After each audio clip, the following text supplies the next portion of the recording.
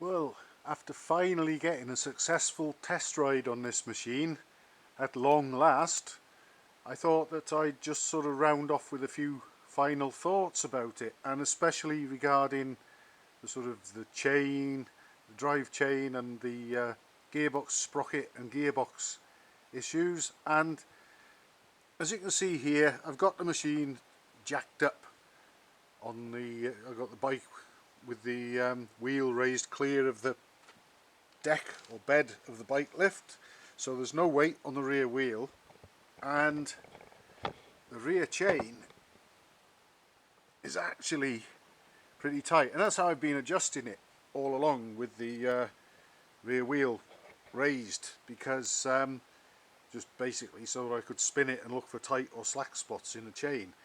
But what I hadn't realised, now usually I found the opposite to this happens, but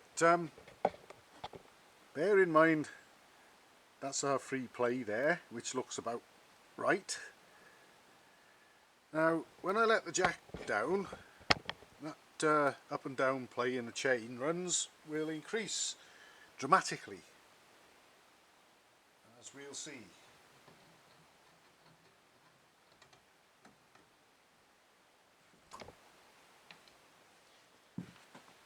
Now that's the machine just resting its weight on the wheel now, and we've got more slack.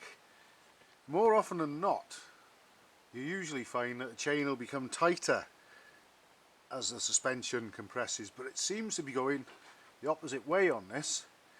So if I'd had the chain a little on the slack side, and I think that perhaps a chain tensioner on this machine might be a good idea, as I think one or two have suggested in comments on my videos actually. That might be a big help. But I think that slackness, especially probably when I'm sat on it, perhaps it got even slacker for all I know. And hitting bumps in the road might also compound matters, I don't know. But on top of that, we've got a pretty tiny gearbox sprocket up front there. And I think we've had the jumping. When the chain was jumping, the chain was obviously a little bit too slack, but I hadn't realised how much too slack, because I'd been setting the tension with the wheel raised off the ground, thinking that the chain might become tighter when weight came on the bike. So the chain has probably been too loose. The gearbox sprocket has been slipping, or was able to slip through the chain, and where I'd originally blamed the bad alignment of the sprockets because the rear sprocket was out of step to the gearbox sprocket by being that way by about 3/4 of an inch, nearly too far over, I brought it back. We all know about that one. And I'd originally blamed what I felt to be chain skip on the two sprockets being out of line, but I think it was also a matter of there being too much slack in the chain. And the small gearbox sprocket up front obviously would be more, or have more of a tendency to slip through the chain, even with good teeth, than if the gearbox sprocket had been a larger one. And I think all those things have come together to cause that chain skip, which is now a thing of the past, as we've seen when I rode it last time. But also I think, unfortunately, that chain skip was probably the cause of the broken tooth on the lay shaft gear, which actually I've got here. It's this one closest to the camera, and you can see the missing tooth. And like I say, that gear is smaller than the gear that it engages with, which also carries the gearbox sprocket.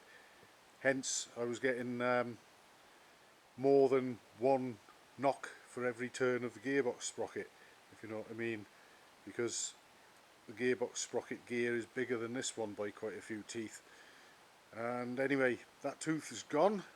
That's what the knocking was in the gearbox. So I rebuilt it with obviously the other lay shaft that had a good gear on the end of it, luckily with the same number of teeth. There's our old friend, the old selector cam plate that was causing the machine or helping the machine to try and jump out of third gear.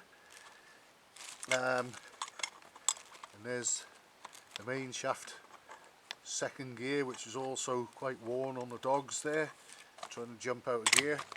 So we've had basically 2 gearbox rebuilds, or I've had the gearbox apart twice. On top of that, we had the missing clutch plates causing clutch slip, so I dealt with that. I dealt with the carburation.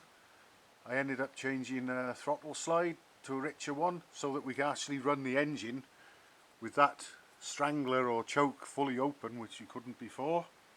So all little things like that, and the fork oils being changed, obviously all sorts of work on the rear wheel, the fitting of lights and a brake light switch, headlamp, lots of little things everywhere that have all added up to make this quite a big job, including obviously full oil changes, and the oil tank, I washed that out and everything. So you know, the only things that I haven't done is check the valve clearances and the ignition timing, but it's running very well, and I think the owner's probably spent as much as he wants to spend.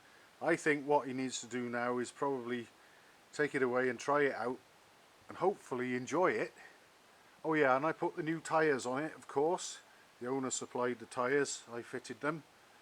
So it's had a real going over, and it's been quite a challenge as well actually, but I'm finally I think out of the woods with the thing, and perhaps it might just even be ready to go home.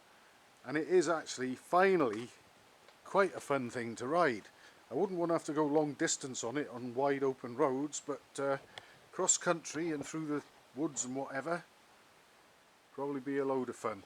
Oh, and there's an example of my brazing there, which actually I'm quite pleased with that, and I know it's carried my weight when I've stood on the footrest. So although I don't profess to be a welder, I wouldn't take your money, I wouldn't say that I could weld frames together or anything like that, but when I need to, I can do a bit, and that's holding up, and looks okay to my untrained eye, so I'm happy with that as well.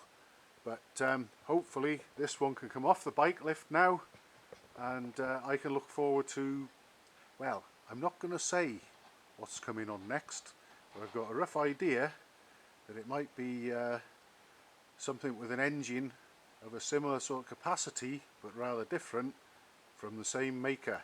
Watch this space, folks, might just be in for a nice surprise.